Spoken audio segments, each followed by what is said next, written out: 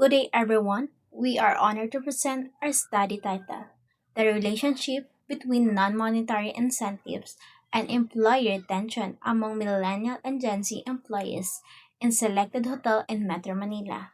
I'm Christine Villalobos, together with my co-researcher. Let me begin with a simple question. Do you think salary is enough to make young employees stay loyal and happy in their jobs? This is exactly the core question our research aimed to answer. Our study focuses on non monetary incentives. These are rewards, benefits, and improvement in their workplace that do not involve cash or salary, such as recognition, career growth, opportunity, flexible work schedule, supportive leadership, and positive company culture. We want to find out how these factors relate to employee retention. Are a simple term, how likely young employees are to stay be satisfied and remain working in the hotel, especially focus on millennial and Gen Z employees since they are now the biggest part of the workforce. This research will clearly prove that salary alone is no longer enough to keep young employees engaged and loyal. Our findings will provide hotel with the evidence based strategy to retain their best staff, reduce turnover, and overall service quality. This will help hospitality businesses stay competitive and sustainable in the long run. International study already proved that non-monetary incentives make young workers more satisfied and loyal than money alone. However, there's a very limited local research in Metro Manila that directly measure this relationship among hotel employees, which is the clear gap our study intends to fill. Metro Manila tourism is booming with a new hotel opening. Yet rough data shows young workers here leave jobs at a very high rate due to outdated reward system. Many hotels still prioritize salary and cash benefits, ignoring the recognition, work balance, and career growth that young employees actually value most. Based on ELO data, millennials and Gen Z will make up 75% of the global workforce by 2030, while local PSA records show over 60% of Metro Manila hotel employees belong to this generation.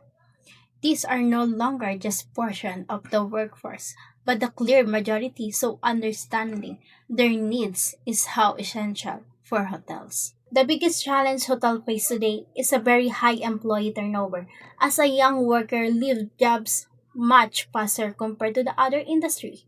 Frequently turnover lead loss of important knowledge, lower service quality, and reduced profit. This is the main problem our study seeks to address. The hospitality industry is one of the fastest growing sector and major contributor to our country's economic and employment. Unlike other businesses, hotels rely entirely on human interaction, making employees their most valuable asset. Keeping staff motivated and loyal is the key to delivering quality service and ensuring business success. Good day. Our study examines the relationship between non-monetary incentives and employee retention among millennial and Gen Z employees in selected hotels in Metro Manila. But why is this study important? Let me give you three reasons. So let's start with the visuals. Statistics about hospitality turnover rates or a hotel worker graphic.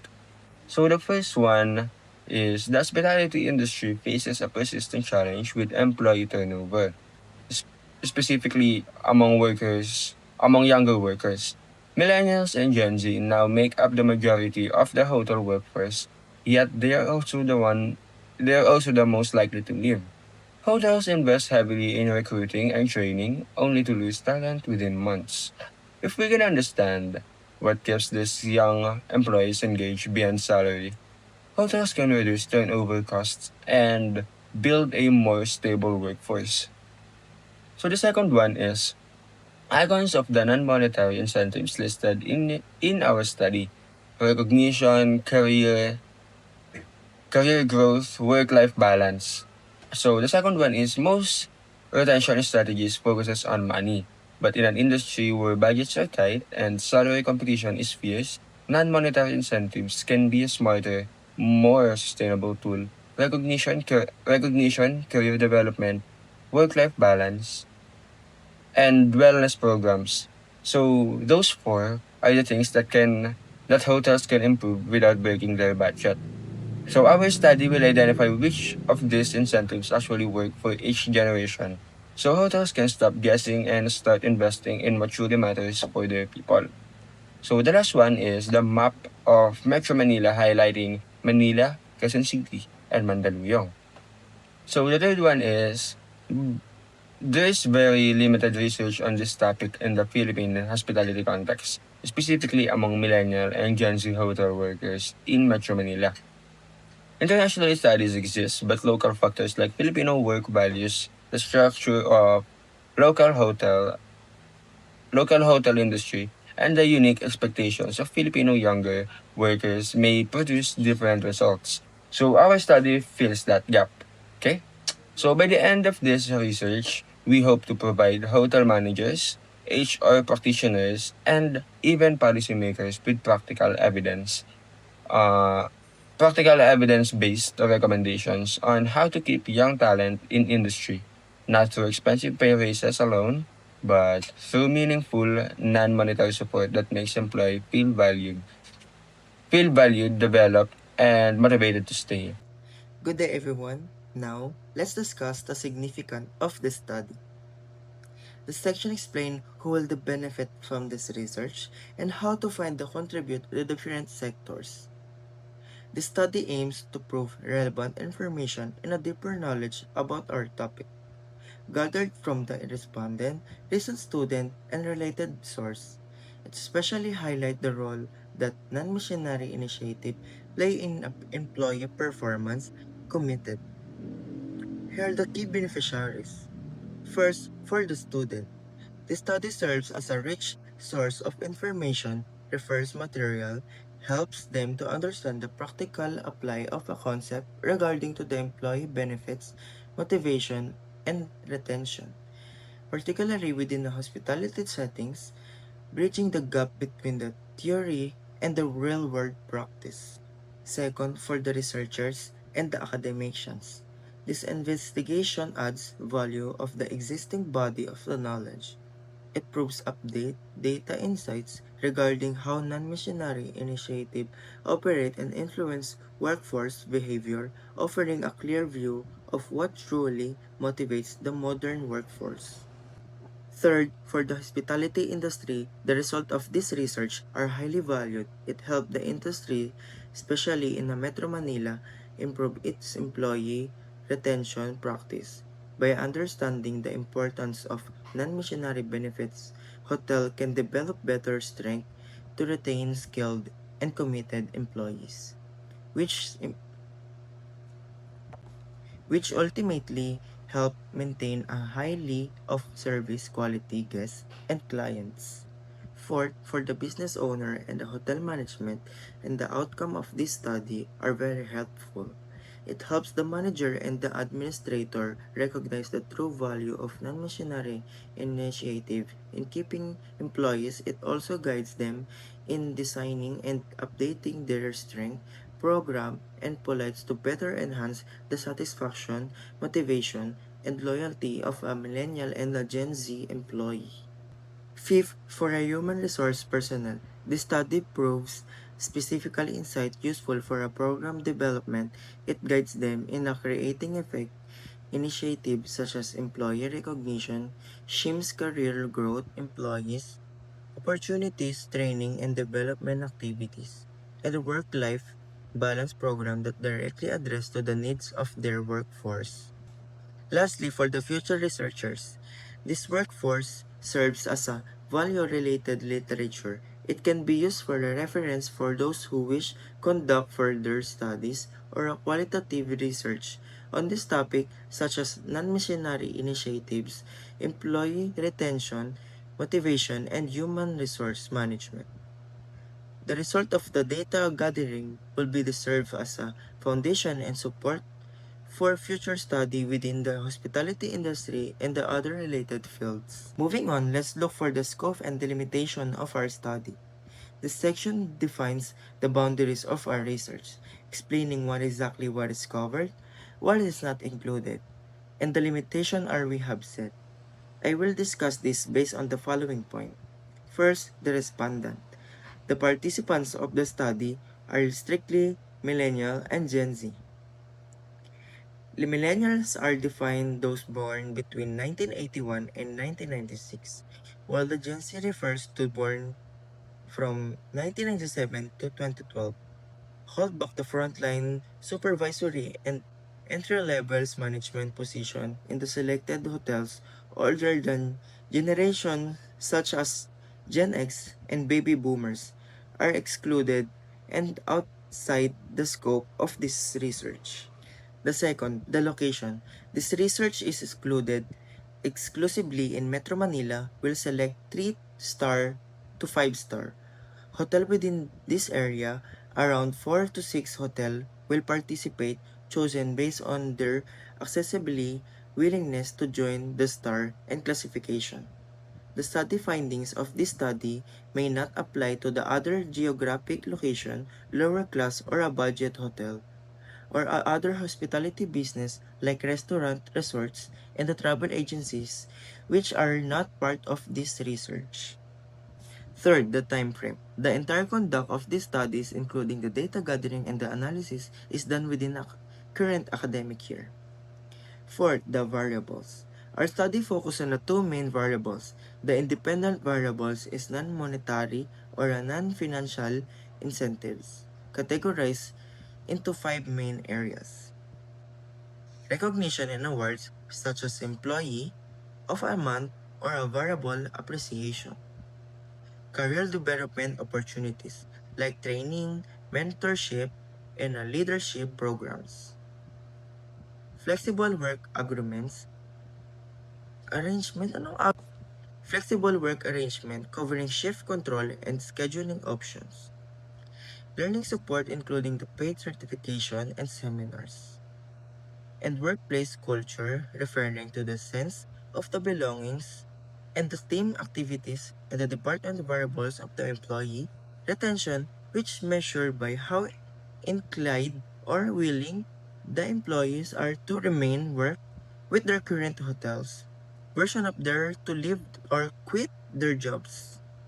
Lastly, the limitation. This research only deals with non-financially rewards, therefore financial incentives such as salary, bonuses, profit sharing, and commissions are strictly not included in the scope and are not measured in this study. Additionally, we only surveyed a presentation of the study selected generations group and not covered external factors and data outside the categories mentioned. For our review of related literature, we collected studies that are connected to our topic. We selected local and international topic and we used credible sources in year of 2023 onwards to ensure that our foundation is well grounded and updated as we organize the review in a way that presents the most relevant concept, findings, and perspective that guided the development of our study. After reviewing all the literature, we identified a research gap in studies, focusing on all ages. Our research aims to address this gap by millennials and Gen Z, now form the majority of the frontline hospitality workforce in Metro Manila. In conclusion, our review of related literature provided a strong and credible foundation for our study. The studies we include help us understand the key concept, support our variables, and justify our research. It has also allowed us to clearly see the need for our study and how it fits within the existing body of knowledge. Good day. Our study is about relationship between non-monetary incentives and employee retention among millennial and Gen Z employees in selected hotels in Metro Manila. But why does this topic even matter? Let me walk you through three key reasons. So let's start with the visual. How the lobby or staff at work image. So the first one is The hospitality industry runs on people. And right now, millennials and Gen Z make up the largest portion of the hotel workforce. But they are also the largest, they are also the hardest to keep, and high turnover is one of the most expensive problems one of the most expensive problems hotels ever face. So every time an employee leaves, the hotel spends time and money on recruitment, hiring and training all over again. So understanding what makes these young employees stay is not just an academic question. It is a practical financial necessity for hotels. So the second one is the visual icons or images representing recognition training, work-life balance, wellness. So this is the second one. Hotels often Hotels often focus on salary and cash bonuses to retain employees. But what if the real drivers of loyalty are not financial, like career development opportunities, genuine recognition, and supportive work environment, work-life balance, wellness programs? So these are non-monetary incentives that can be just as powerful as money. Sometimes even more. And unlike salary increases, these are things hotels can improve and sustain even within limited budgets. So our study will identify which specific incentives matter the most. So hotel manager know exactly where to focus their efforts. So the last one is map of Metro Manila or hotel exterior images. So this is the last one or the third one. Most exciting research on this topic comes from Western countries, and the Philippine hospitality industry has its own unique culture, values, and workforce dynamics. So, Filipino employee value pakikisama, family-oriented workplace cultures, and recognition in ways that may differ from other contexts. So, by focusing specifically on hotels in Metro Manila, Quezon City, and Mandaluyong, our study fills a local research gap and provides findings that are directly relevant to Philippine setting. So, to summarize this study is important because it addresses a real industry problem, offers practical solutions that go beyond salary, and provides locally grounded evidence that hotels can actually use. So, the goal is not just to produce academic output, it is to help hotels build workplace where young Filipino talent genuinely wants to stay and grow. That's it. Thank you.